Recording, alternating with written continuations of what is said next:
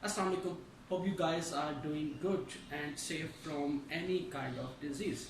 So let's continue the study of magnetostatics, which is a special case of electromagnetics where we deal the relation between steady currents and their effects in the surrounding. Okay, at the initial level, we define the fundamental postulates of magnetostatics, which states that magnetic field, magnetic flux density are source free. There is not any existence of magnetic sources like electric charges. Magnetic charges don't exist in the nature. Then we drive or find out the second postulate of second fundamental postulate, which is also known as the Ampere's law.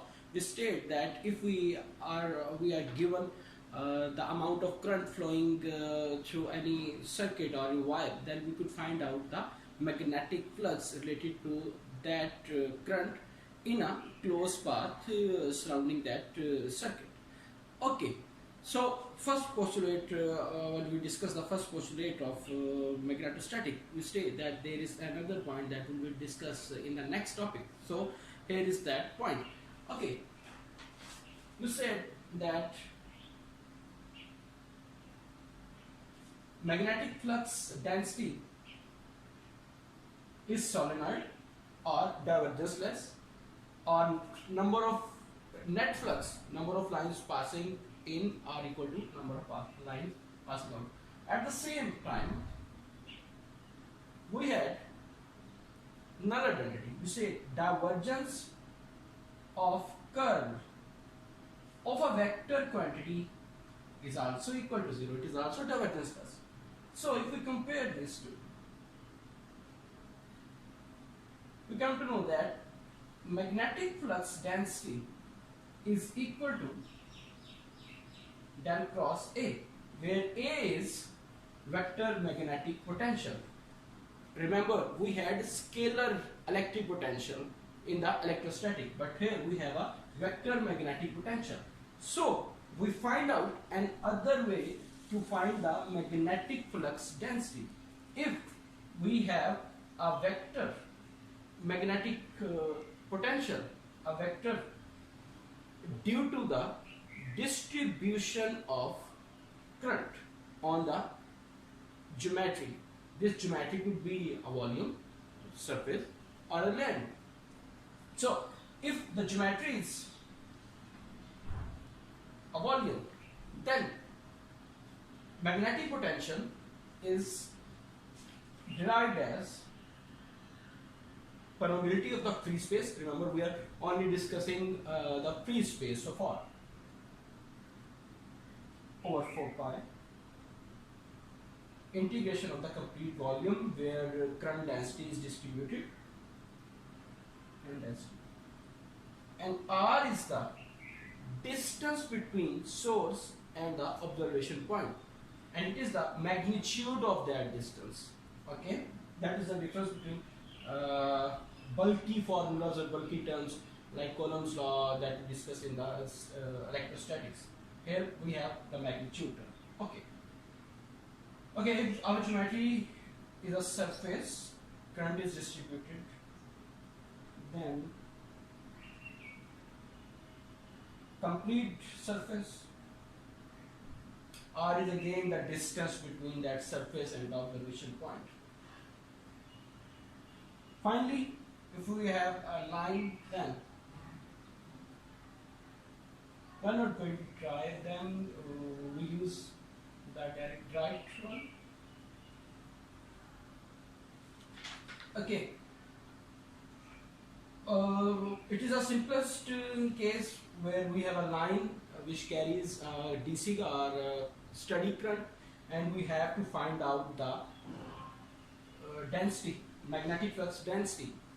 Then electric potential due to that wire which carries the steady current could be described by this line integral on the line which is specified, and R is the same distance from that line or from the differential length on that line towards the observation point.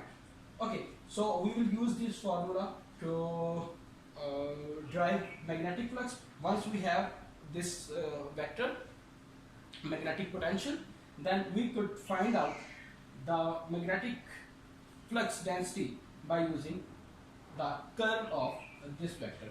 We will do it after the end of next topic, which is another method to find out the magnetic flux density derived from the vector magnetic potential.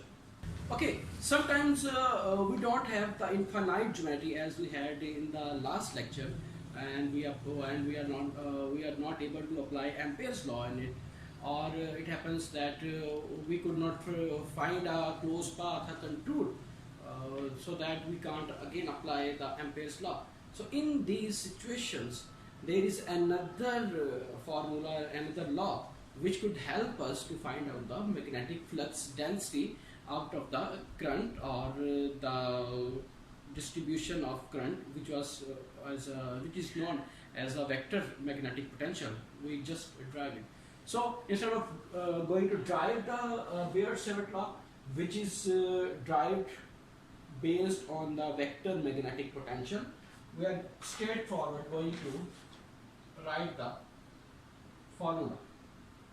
Beer-Savart law states that if you have a finite geometry, a finite wire, a finite surface, then you could find out the magnetic flux density if current flowing through the geometry is given by using this formula.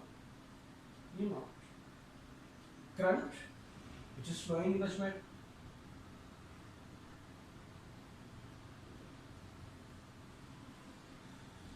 the path, it is the line integral on that path,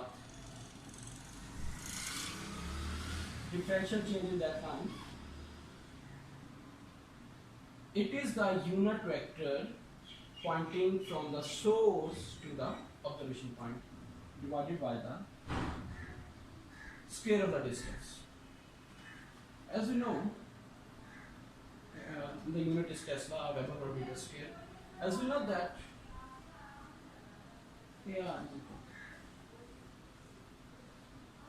vector divided by magnitude of the vector. So if you put this value there, then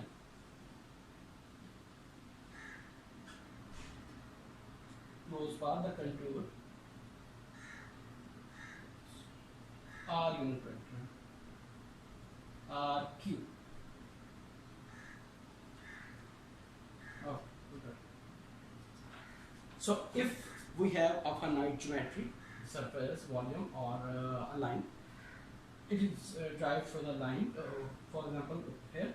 So what we need to find out the magnetic flux density, we need the amount of current, okay, one thing.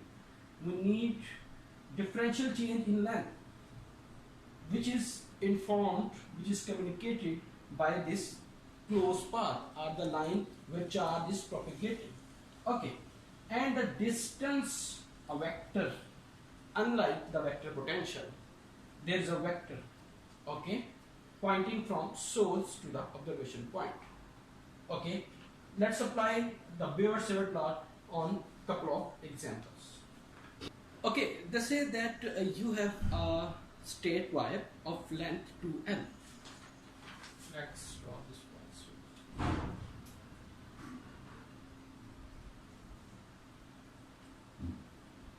Total length of the wire is 2L, and find out the magnetic flux density at a distance r from the straight wire. Okay, and they say that you have to find out it by using the vector potential and by applying the Beer-Savart law. So we will apply both of the things. Okay, so let's place that wire in z-axis. Okay, wire is placed along the z-axis, and this is the plane. Okay, let me draw again. It is the origin, so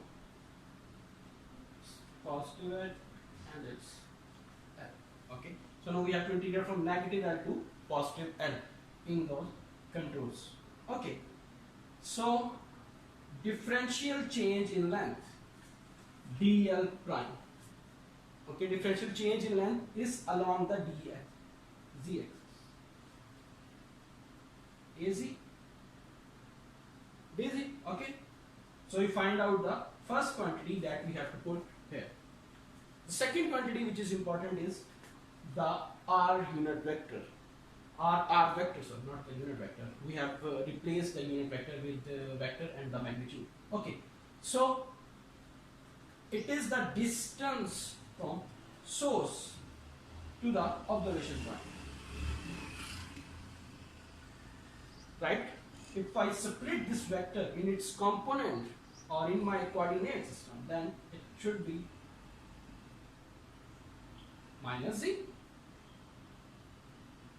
and positive r. So my r unit vector is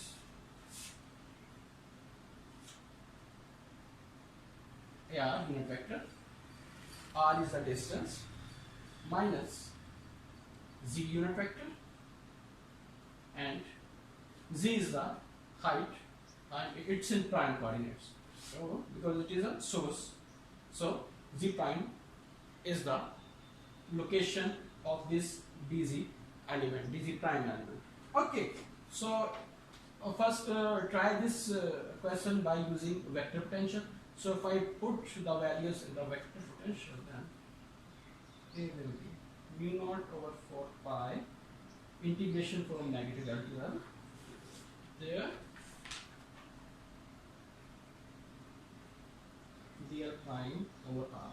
Oh, it's already written there, so no need to write it again. Integration of current density over complete path will give me the amount of current. It's there. Current is outside. Z prime square.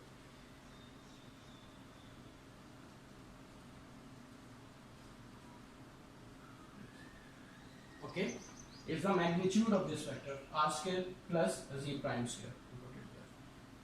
Integration of current density, it's the total amount of current that is flowing on the on this wire with this that is given, so that's why it's out there. When you integrate it, it should be natural log of something. You know better, I don't know. So after solving this integral, which is your part, we'll find out del cos A. Okay.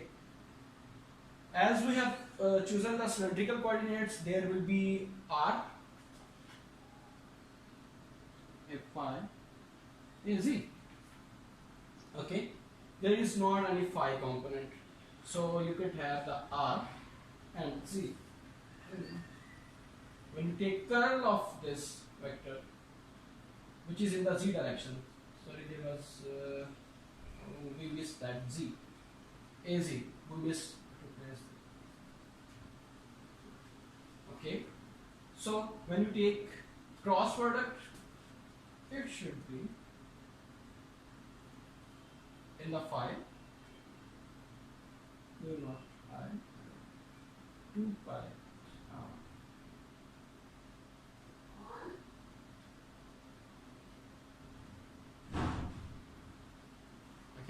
L is the half length, okay, the length from 0 to upper bound of the wire, or this one whatsoever, it's the magnitude of this.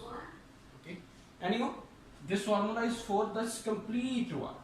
Okay, if the length of the wire is 2L, then there will be reflection of half of the length in this formula. Okay. Okay, so next, apply Beer-Shevert law to solve this problem. I'm not going to rub it. It's the B part. It's the B part. Let's separate it here. Remember, you have to solve this integral yourself. Okay. And put the values over there. Mu naught given current over 4 pi. Integration for dl prime of Okay, their prime is AZ, prime cross this cross product R vector,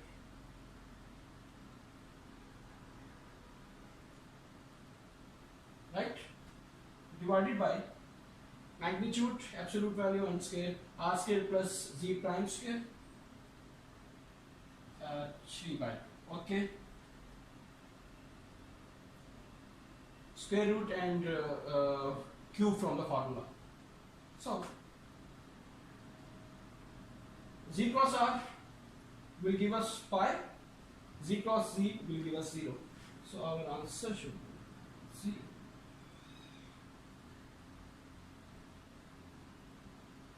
Okay fellows, it's Z prime here again. AR, these unit vectors will give us pi. R is here, which is independent of the integrand, so it could be outside of, and you will be left with this integral again, R square plus Z prime square, and integration of this. Okay, and you have already solved this in one of your tasks, so that's why it's easy for you to find out the solution. 2 times L over L square plus R square, 2 by 2, and we will have the same formula. Okay, so either you apply Beer-Short law or you use vector magnetic potential, you have come up with the same answer, and these are in Tesla. Okay, for the same problem where your given geometry is finite. Okay, next they say that find out magnetic flux density at the center of a square loop. Okay, let's say we have a square loop, and let's choose the Cartesian coordinate to solve this, as it is a square. And they are saying that you have to find out the magnetic flux density at center of this cube, this square, where current is flowing like this.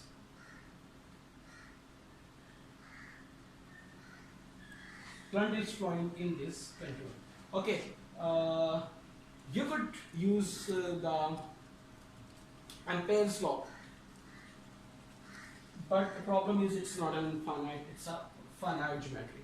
For example, if there are number of these square loops, then you could apply the Ampere's law instead of the Beer-Short law. Okay, let's try to apply the Beer-Short law. They say, if we consider only one line, let's say this one, the straight wire, and current is flowing, and we have to find out the magnetic flux density at some distance, this R. We just have find out the solution. Okay, what was the case? This is the wire. Okay, it was the wire which has a length 2L. We place it from 0 to this height, it was L. Okay, and find the distance and find the magnetic flux at this distance. Okay, this time they have given us 1, 2, 3 and 4 ones. Okay, so the result of last example multiplied by 4 will be the answer of this question. I will go with couple of steps. Okay.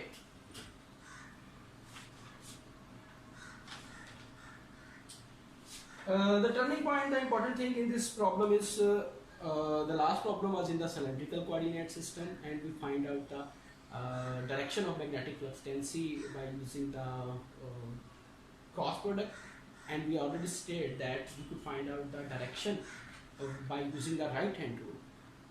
Current is flowing in this direction. Okay, so magnetic flux should be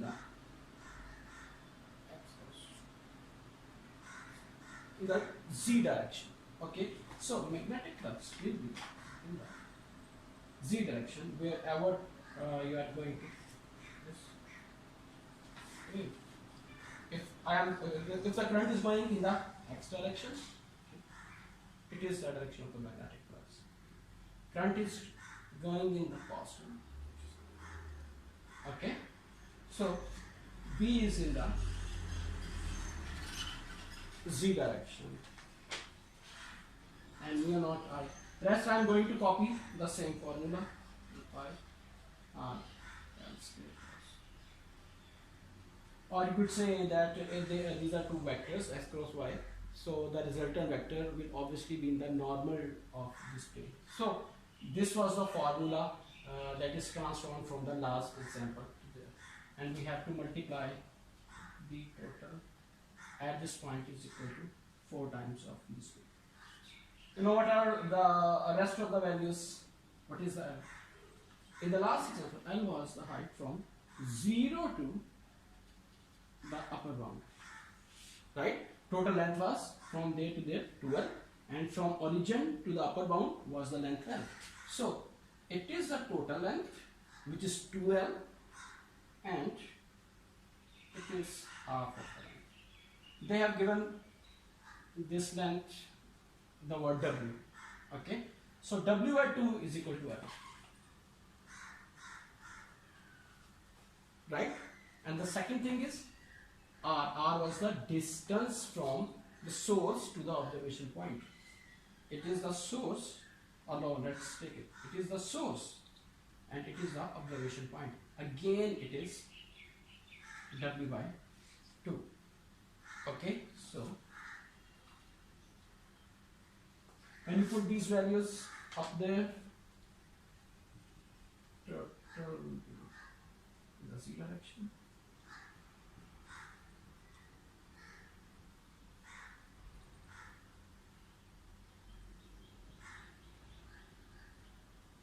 It will be 2 times square root of 2 of this in the test. Okay, next let's say that consider a circular loop. Okay, circular loop, and it carries the current. If this circular loop carries the current, okay, like this, then differential change in length, it will be along the phi axis. Okay, and it's R.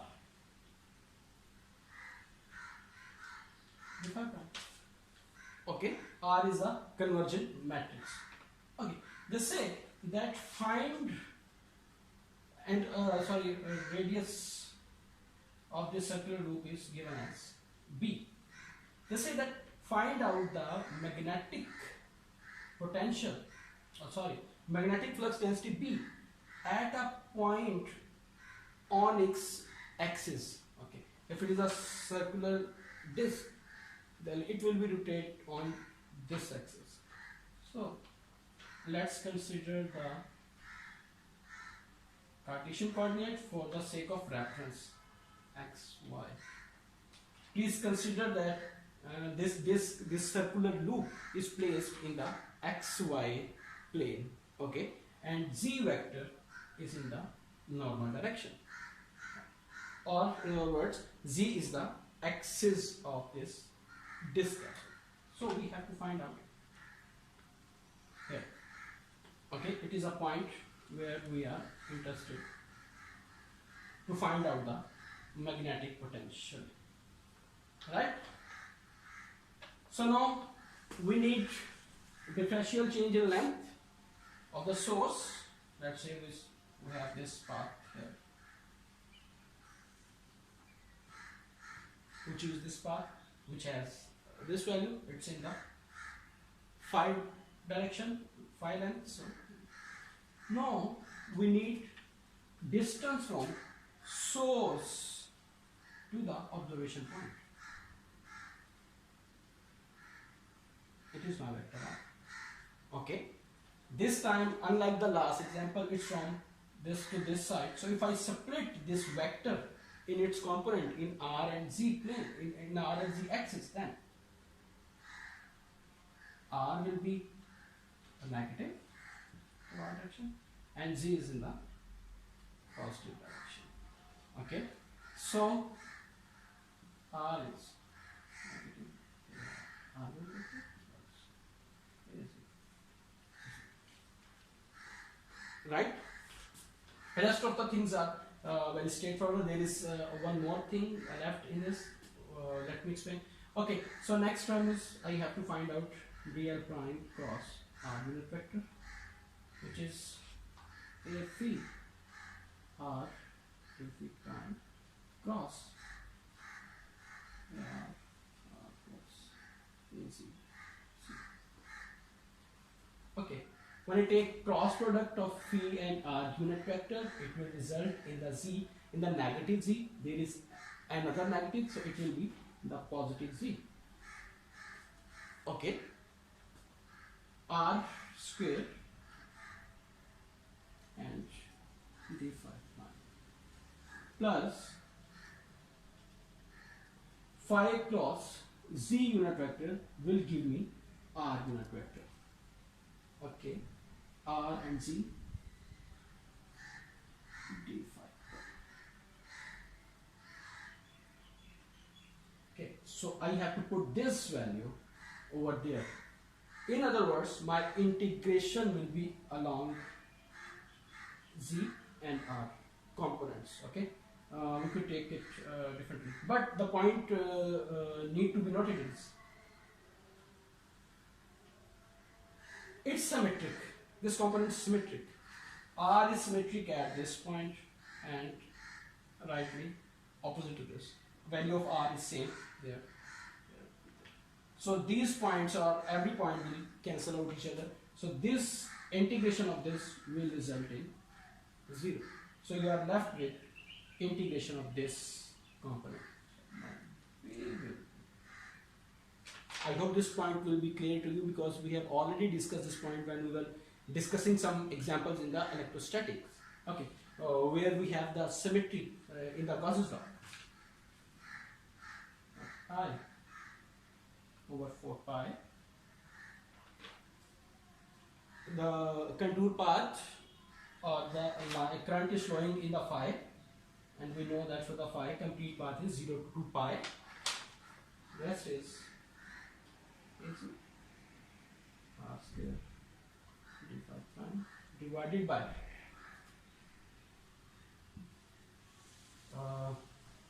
amplitude of this is R square plus Z square under root and that cube 3 by 2. No need to worry, this time it's unprimed. Okay, so it will become outside. Okay, I missed another thing. This R, which was the distance from this to this, which is also the B radius. So you have to place B over there instead of this R, which is in the formula. Okay, R was the distance from origin to this point. Okay, it is also called the radius. Okay, and they have given the value of radius as the B. So you can place B over there. You have to take all that stuff out of the integrand, and integral will give you 2 pi. 2 pi will be cancelled out by this 2, and this will give you just 2. So magnetic flux density will be mu naught I B square 2 times square plus. That's fine. Okay, you can encounter of this if let's say let's consider it's your task again. What if we take the radius small as compared to the distance that we have to find at our observation point? Okay, B is less than the Z. Okay, then find out B is greater than Z.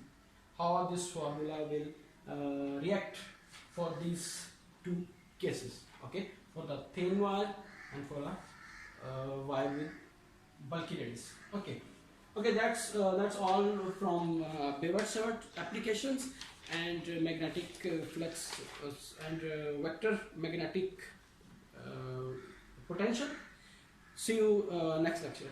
In the next lecture. Thank you very much.